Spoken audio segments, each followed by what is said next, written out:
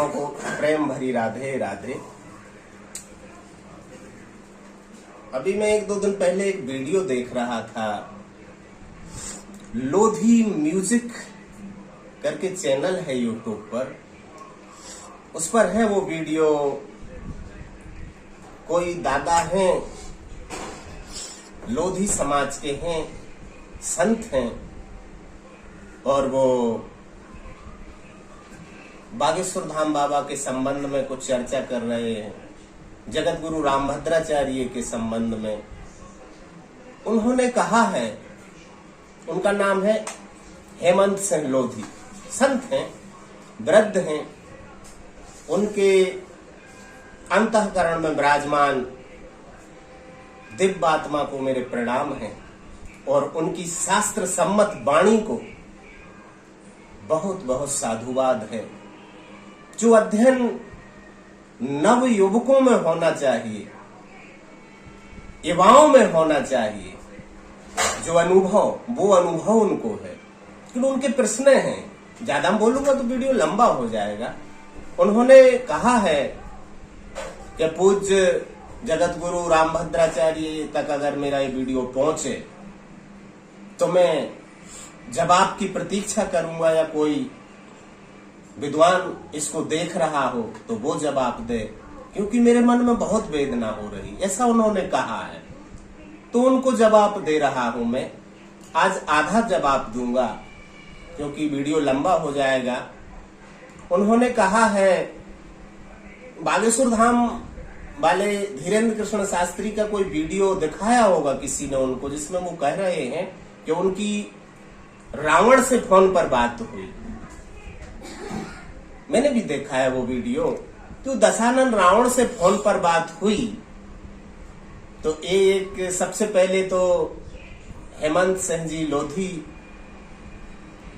उनको मैं कहना चाहता हूं कि आप ध्यान से देखना वो वीडियो क्लिप शास्त्री जी की।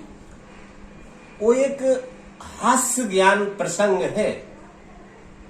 कथाओं में ऐसा प्रसंग बोला जाता है, उन्होंने बहुत सुंदर प्रसंग बोला है, उसे मैं कहूंगा हास्य ज्ञान प्रसंग। बहुत प्यारा बोला है शास्त्री जी ने।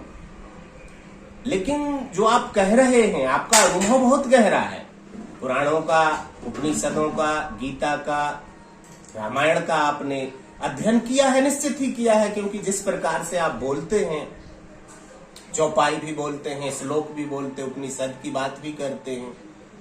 तो मैं आपसे कहना चाहूंगा हेमंत सिंह जी लोधी दादाजी से कि मैं जो कहने जा रहा हूं वो मेरी अपनी नहीं है अनुभूति, मैंने शास्त्रों से पढ़ी है। योग वशिष्ठ महारामायण, सांख्य शास्त्र, पतंजलि का योग सूत्र, शिव पार्वती संवाद के रूप में प्रसिद्ध विज्ञान भैरव तंत्र, और शिव जी की और भी किताबें हैं, और स्वामी विवेकानंद द्वारा दिए गया दिव्य प्रवचन जो संकलित है पतंजलि योग सूत्र पर। इन किताबों से मैंने जो जाना है वो चर्चा करूंगा मैं।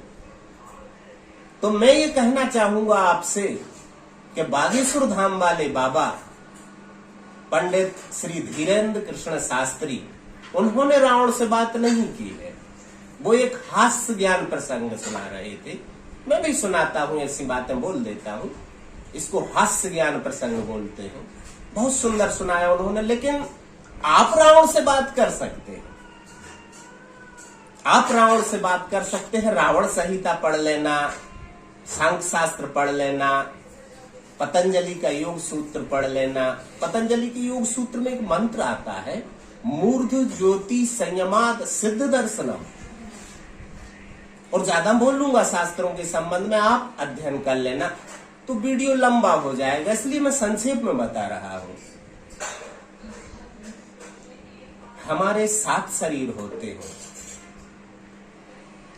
ध्यान से समझना। 7 शरीर होते हैं हमारे। एक तो होता है स्थूल शरीर, दूसरा होता है भाव शरीर, तीसरा होता है सूक्ष्म शरीर, चौथा होता है मनस शरीर, पांचवा आत्म शरीर, छठवा ब्रह्म शरीर और सातवां निर्वाण शरीर। ये 7 शरीर होते हैं सबके। सभी प्राणियों के साथ शरीर होते हैं। जब किसी की मृत्यु होती है तो ये जो पहला शरीर है, सूक्ष्म भौतिक शरीर जो दिखाई देता है हम सबको, हाथ पैर है, पंच तत्वों से बना हुआ है भौतिक शरीर, एक गिर जाता है, उसे मृत्यु बोलते। बाकी 6 शरीर बचते हैं और वो 6 शरीर का जो पिंड है, जिसको बोलते ना पिंड दान कर दिया, वो पिंड है जो वो किसी दूसरे गर्भ में प्रवेश कर जाता है तो दूसरा जन्म हो जाता है, तब उससे आपकी बात नहीं हो सकती। लेकिन जब कोई मुक्त हो जाता है, जैसा कि आपने कहा कि रावण 3 जन्म के बाद पार्षद हो गया, जय विजय हुआ, फिर रावण हुआ, हिरण्यकश्यप हुआ पहले, फिर रावण हुआ, फिर शिशुपाल हुआ, फिर पार्षद रूप में विराजमान है। वो बहुत अच्छा अनुभव है आपको। लेकिन जो उसने जिया तो उसका जो चैतन्य है वो तो पार्षद हो गया, लेकिन इन 3 जन्मों तक जो उसका मन था, मनस शरीर, भौतिक शरीर गिर गया और ब्रह्म शरीर उसका पार्षद रूप में विराजमान हो गया, लेकिन उसका मन और सूक्ष्म शरीर जो है, वो पिंड है, वो हजारों लाखों वर्ष तक अंतरिक्ष में रह सकता है। जैसे आप ऐसा समझ सकते हैं जैसे 7 शरीर है, वैसे 7 लोक भी हैं। भू भुआ स्वा, जनलोक, तपलोक, महरलोक और सत्यलोक, ये 7 लोक होते हैं। तो सिद्धों की आत्माएं महरलोक में रहती हैं। तो रावण तो पार्षद रूप में चला गया, जैसा कि ब्राह्मणों का 3 जन्म के लिए साप था, कहते ना कि मुकत न भय हते भगवाना, 3 जन्म दिज साप प्रमाना। तो 3 जन्मों का प्रमाण उसका पूरा हो गया, वो पार्षद रूप में आ गया। लेकिन जो उसका मनस शरीर है, उसका जो मन है, उस मन से संबंध साधा जा सकता है, क्योंकि रावण का जो मन है और सूक्ष्म शरीर है, वो इस श्वेत वराह कल्प का जो 28वां अभी चल रहा है कलयुग, अभी श्वेत वराह कल्प चल रहा है और इस कल्प के वैवस्वत मनवंतर का 28वां कलयुग चल रहा है। और इसी 28वें त्रेता युग में रावण था और इसी 28वें द्वापर में वो शिशुपाल के रूप में आया।